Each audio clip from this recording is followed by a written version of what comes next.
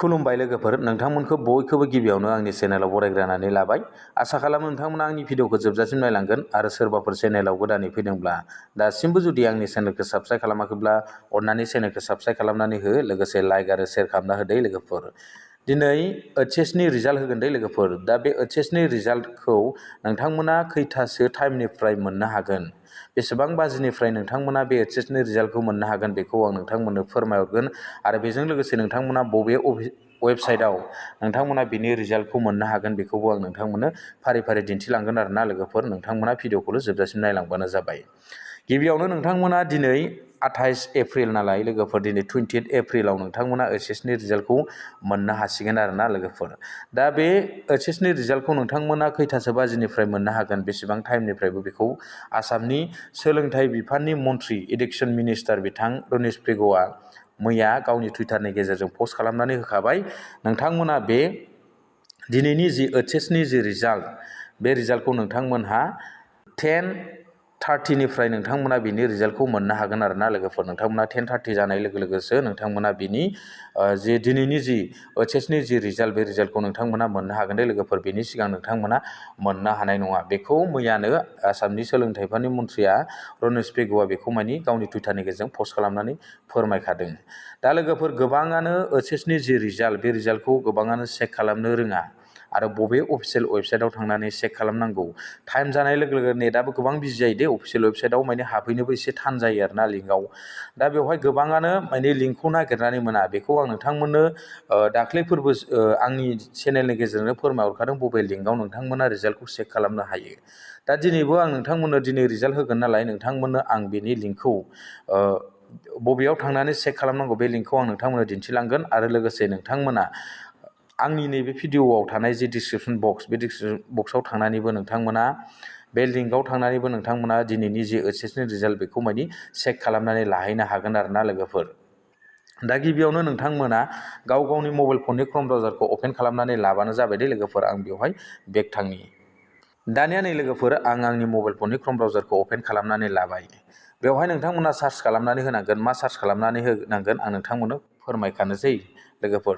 नोंथांमोना बेवहाय मा सार्च खालामनांगोन, नैबेखौ सार्च खालामनानै होबानो जाबाय ना लोगोफोर। आं नोंथांमोननो दिन्थिनोसै। बेयाव ahsec.assam.gov.in/2026 बेखौ नोंथांमोना सार्च खालामना होबानो जाबाय आरो लोगोफोर। आं बेखौ सार्च खालामना होनोसै। सार्च खालामनाय लोगो लोगोनो नोंथांमोनाव बेफोरबायदि मोनसे इन्टारफेस श' जागोन। श' जाखांनायनि उनाव नोंथांमोनहा नैबेवहाय दंना ahsec फार्स्टनि जि लिंक, नैबे लिंकआव नोंथांमोना खनसे क्लिक खालामनानै होनो नांगोन आरो लोगोफोर। आं बेवहाय क्लिक खालामनोसै। क्लिक खालामखांनायनि उनाव नोंथांमोनाव बेफोरबायदि मानि अफिसियेल वेबसाइटआ अपेन जासिगोन आरोना लोगोफोर। दानिया नोंथांमोना बेवहाय बबेयाव थुनो नांगौ बा बबेयाव थांनो नांगौ बेखौबो आं नोंथांमोननो दिन्थिनि। नोंथांमोना नैबेवहाय रिजाल्ट लिरनाय दंना, बे रिजाल्टआव नोंथांमोना खनसे क्लिक खालामनानै होनो नांगोन आरोना लोगोफोर। आं बेवहाय खनसे क्लिक खालामनानै होनोसै बे रिजाल्ट लिरनायाव। दानिया नै लोगोफोर, बेयाव रिजाल्टआव थुनाय लोगो लोगो नोंथांमोनाव बेफोरबायदि आरो मोनसे पेज अपेन जाबावगोन आरो लोगोफोर ना। बेवहाय नोंथांमोना नुनो मोनगोन नै गोजौआव दं रिजाल्ट। दानिया नोंथांमोना नैबेयाव नुनो मोनदोंना, बे जाबाय फुराना माने थांखांनाय रिजाल्टफोरसो दै लोगोफोर। 2025निसो माने ओइचएसनि जि फाइनाल रिजाल्टनि जि नटिससो बियो लोगोफोर। बेवहाय नोंथांमोना गोदान जेबो आपडेट मोनथ'नाय नङा।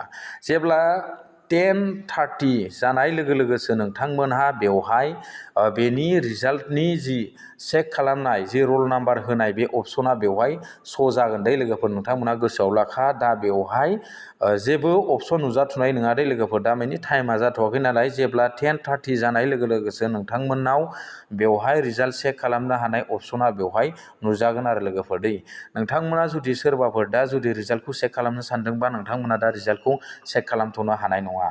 मानो होनबा मैयानो आसामनि सोलोंथाइ बिफाननि मन्थ्रि रनिस पेगु बिथाङा गावनि टुइटारनि गेजेरजों पस्ट खालामनानै फोरमायखादों 10:30 जानाय लोगो लोगोसो नोंथांमोना रिजाल्टखौ मोननो हागोन होननानै। दा नोंथांमोना बेवहाय जेबो गोदान अपसन नुनो मोनथ'नाय नङा दे लोगोफोर। 10:30 जानाय लोगो लोगोनो बेयाव जेसेबां थानाय अपसनफोर, बेवहाय जेसेबां 2025नि जिखिनि दङ डाटाफोर, बियो मानि गोमानानै 2026 बेवहाय नुजागोन दे लोगोफोर, गोसोआव लाखा। दा नोंथांमोनाव बे अपसन जेबो नुजाथ'नाय नङा दे लोगोफोर।